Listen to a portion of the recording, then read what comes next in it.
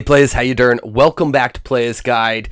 This is your retro gaming news for September 2021.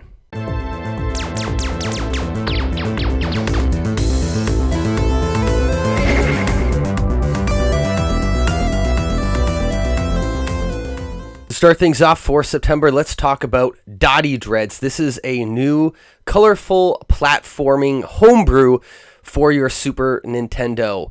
This is out now. You can go play this one.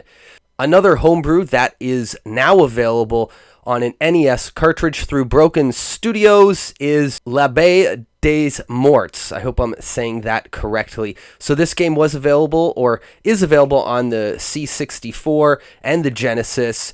It came out in 2010, and now you can play a port of it to the NES on a physical cartridge. Another NES homebrew now available. This one is available through Castlevania and Retrobit Gaming. That is Avalia's Awakening. This game looks excellent. It's a fairly recent NES homebrew, and now you can own it on a physical cartridge. Something else in the world of homebrews and ports is a game called Heroes Against Demons. Maybe you've heard of this game before on the Master System. Well, it just got a port to the Game Gear.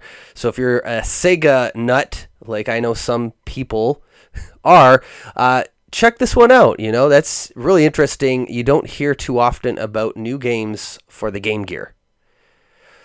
Steel Assault is a new game that is now available on your Nintendo Switch and your PS4, I think maybe PS5 too.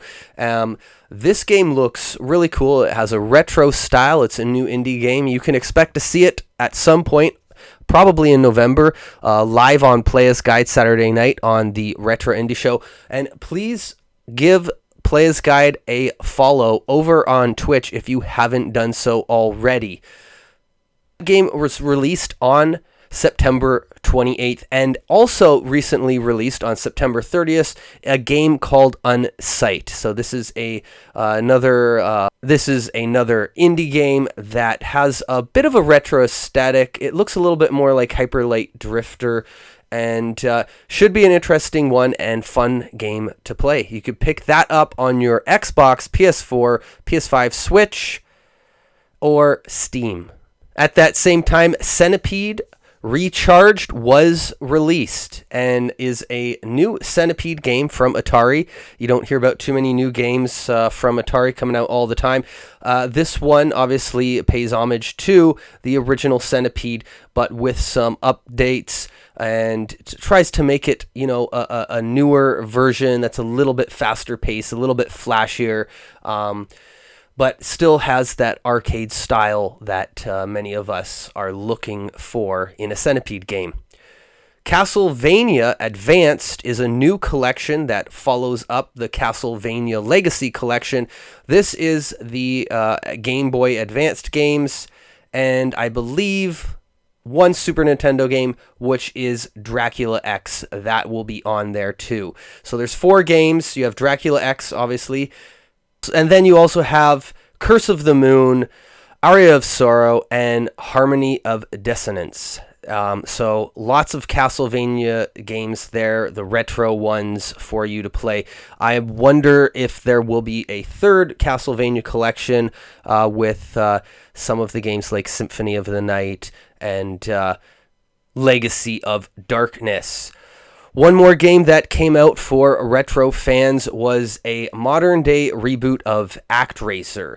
It's called Actraiser Renaissance, and it is available now as of September 23rd. You might have already heard about that one, but that's why I saved it for last. And the weird thing is there hasn't, as far as I know, been an Actraiser game since Actraiser 2.